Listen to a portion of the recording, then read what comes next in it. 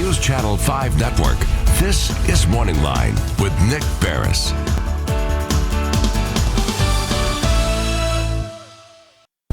Good morning, everyone. Thanks for joining us on MorningLine. Nick Barris here on a Wednesday. We have a good show today. Your chance to talk law enforcement and the like. A lot of things happening, not just here in Davidson County, but you can expand beyond that if you'd like, as we ask questions every month of Davidson County Sheriff Darren Hall. Good morning to you, sir. It is good to see you. How are you? Busy, yeah, okay.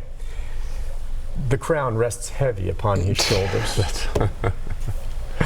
Some mornings he'll come in and we'll just have an open book and just talk. Some other mornings he'll come in a little irritated with Carla because whatever, you know, the coffee wasn't warm. Okay, that happens. All right, that's fine, Carla. But other days it's issues that he deals with. Now, we're going to cover a lot of bases. We'll open up the phone lines for you. Two things I want to throw out first. At some point during today's program, I want to get your thoughts on News Channel 5's I-Team. All this month has been running a piece, as you've seen, called Broken. And we had Ben Hall on yesterday. Phil Williams has been on looking at juvenile crime, which I know to some degree is outside of your realm in terms of housing individuals. But we had some calls yesterday referencing how maybe you can help in all of this. Want to get to that. And then also wanted to hit with you. I see that there's a member of the Metro Council this week who has, proposed a move to end any form of privatization. There's a CCA facility over there on Harding. And, there's that debate over private and public jails or prisons. You don't really, I don't see you as a big fan of privatization anyway, but what's your thoughts on this and how would this affect you if this council person's bill moves forward or ordinance or whatever it is that she's proposed? Yeah, thank you, Nick. Very frustrated, to be honest with you. So full disclosure, I worked for CCA from 1990 to 93, was that 25 years ago. I worked in the government before then. I've worked in the government since then. I ran for sheriff. I said nothing we would ever do would be private. It has never been private. There's not a jail that we run in the county for 20 years, and nor should it be, if you ask me. But I say this all the time. The difference between a prison and a jail is a lot like a nursing home to an emergency room. Okay, nursing homes are important functions and emergency rooms are important functions, but you wouldn't want the people who run in the nursing home to run in here and start running the emergency room. Prisons are like nursing homes. They're important. That is a prison here in our county that houses people who are convicted 1 to 6 years in a state sentence out of a courtroom. The state of Tennessee pays for that person to be there. The state of Tennessee paid for the buildings that they're in. So it happens to be in Davidson County, but it is a state financed facility. It's a complicated, yes. It's over there on Harding, CCA. It's right near the facility where you've been housing the inmates since the new construction. This big compound. It's one building of 5. We run everything else there, and it looks like our building. It's even called the Metro Detention Facility, which is ridiculous. We should have fixed that years ago just because of the name. So what happens is the contract to house state felons exists between counties in the state, all over the state. So the different counties have a contract where if there's a state prisoner backed up in the jail, they get reimbursed from the state. Very common.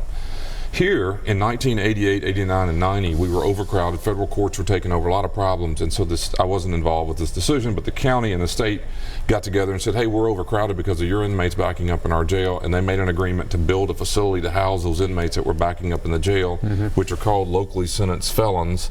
That building will be built for just them, and the county and the state agreed back then to privately contract for that service because the state didn't want to oversee it, and the county didn't want to oversee it, and nor should they. So that contract has been privately managed for 25 whatever years. It is a prison with people who are serving prison sentences in it, paid for by the state of Tennessee. The money comes to Metro. Metro sends the money to Core Civic. Now it used to be CCA. We have, my staff, I have a staff member on site there that is called a contract monitor. They're just monitoring to make sure what the contract says is accomplished, vice versa, those issues.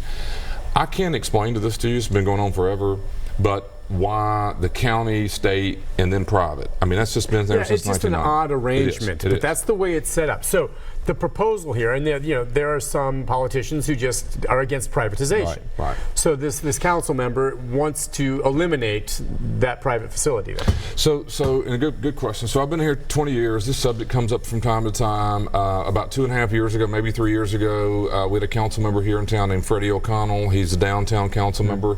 He is an opponent of all privatization. He is also the council member for our downtown our district and our facilities. He and I have a relationship. We grew into a relationship because he walked up to me one day on a Sunday at an event in town and said, I want to end that private contract, and I don't think it's a good idea.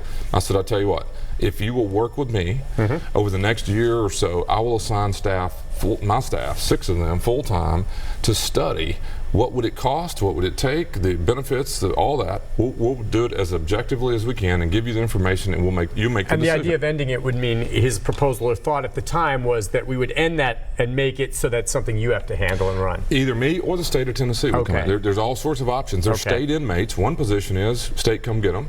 And the council would have the power to do that if they were to pass something along those lines to say, this is done, we cannot have privatization here.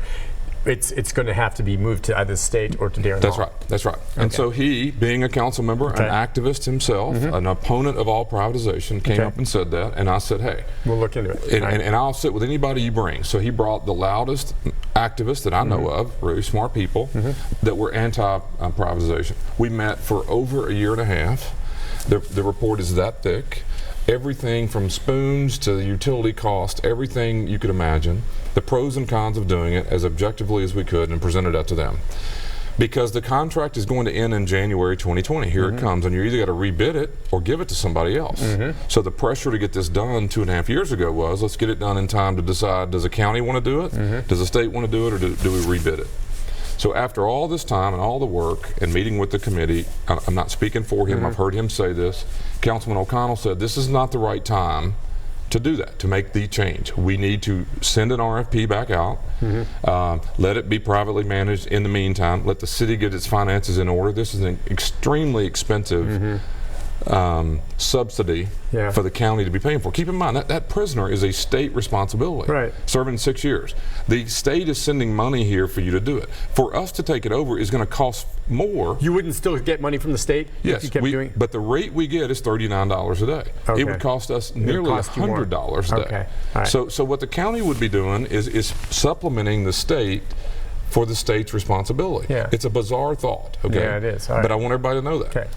All right. And so as we sit here now, so what's frustrated you this week is that it's been brought up again. Right. So Councilman OConnell in September of this year had a media release, came on, what's the evening show? Open Line. Spent an hour. I watched it from my home, listened to people call in. He explained it.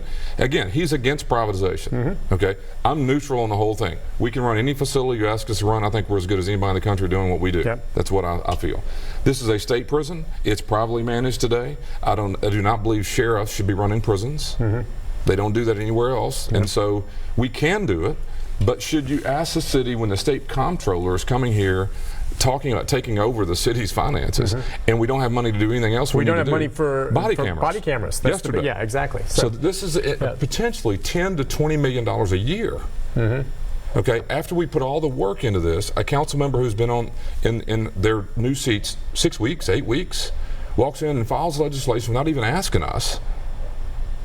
Right? And so on top of that, I have a $200 million investment that we're trying to prepare and do the right way. And here comes this activism over a subject of privatization, which is part of the reason why we're in all this mess. People need to think through. We spent extraordinary time to evaluate it. And it doesn't say don't do it. What it says is, here's the cost financially, here's the risk. For example, no one knew this, including me. If we say we're not going to do it, right, the sheriff's office, they don't want it to be private, and we say we're not doing it because we have too much going on. So make the state to come do it. If that happens, by law, because in 1980 something, there was a land grant where the state gave the land that all of our facilities, the South Precinct, animal control, all sits on state land. No one knew that. So if we make the state come and get their inmates and supervise their own inmates, it says clearly, then all that land reverts back to the state. Back to the state. We have to move $200 million worth of facilities. Ooh, that's all right. Listen, we're gonna take a break. I want to touch a little more on that because we've got some calls coming in. I assume maybe along those lines.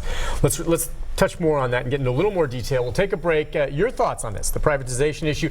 Ultimately, it comes down to how much money you want to spend and what kind of impact it's going to have at a time, of course, as the sheriff is accurate. Things are tight in Metro, and our new mayor is trying to work through this right now. We'll take a break and be back with more right after this.